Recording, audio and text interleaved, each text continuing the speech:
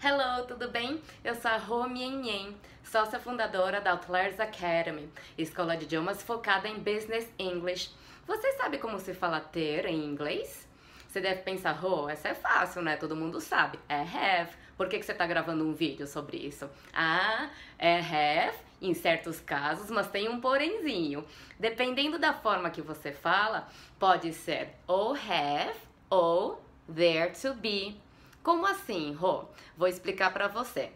Então, a gente usa o have para ter quando tem uma posse e principalmente quando tem um sujeito, ou seja, alguém tem aquela coisa. Então, por exemplo, você pode falar assim: We have offices in more than 20 countries. Ou seja, temos escritórios em mais de 20 países.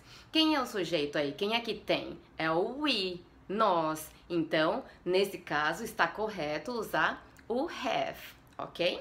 Mais um exemplo. Você pode falar assim: BMW has 2 plants in Brazil.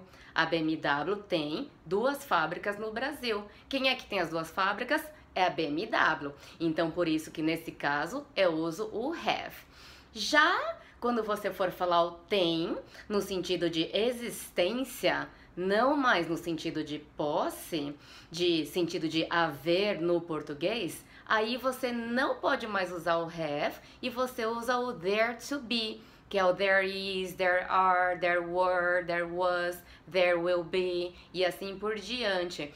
Nesse caso, como ele não tem um sujeito, quando eu tô falando de existência, não tem um sujeito, certo? Então, por exemplo, se você for falar assim: tem muita gente competente nessa empresa. Nessa frase, tem algum sujeito? Não, não tem. Por isso, você fala There are a lot of competent people in this company. É errado se você falar have a lot of competent people in this company, porque o have precisa de um sujeito, e nesse caso eu não tenho, por isso que eu preciso usar o there to be. E note que ele concorda com a coisa existida, então there are a lot of competent people, porque a lot of competent people é plural, por isso que eu uso there are, não there is. Note também que se você escrever essa frase de outra forma, a gente consegue usar o have. Se você falar, por exemplo, essa empresa tem muita gente competente. Nesse caso, o sujeito é essa empresa, certo? Então você pode falar assim: This company has a lot of competent people. Aí está certo usar o have.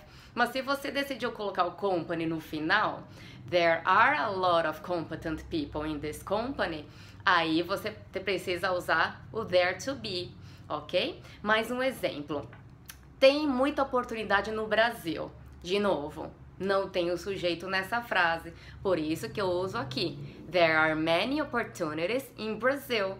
E, de novo, se você quiser reescrever essa frase usando o have, você fala Brazil has a lot of opportunities. O Brasil tem muita oportunidade. Então note que dependendo da forma que você posicionar as coisas na frase, talvez você consiga usar o have, mas nunca use o have seco, tá bom? Nunca vá lá e falar assim: tem muita gente aqui. Você não fala have a lot of people here, não. Você fala there are a lot of people here, ok? Então, tome muito cuidado com isso, tá bom?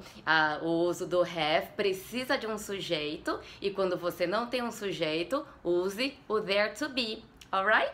Espero que você tenha entendido e gostado. E lembre-se, se gostou, inscreva-se no nosso canal de YouTube, é Outliers Academy. Dessa forma você será o primeiro a saber dos vídeos novos que atualizamos e também poderá assistir os antigos que eventualmente perdeu.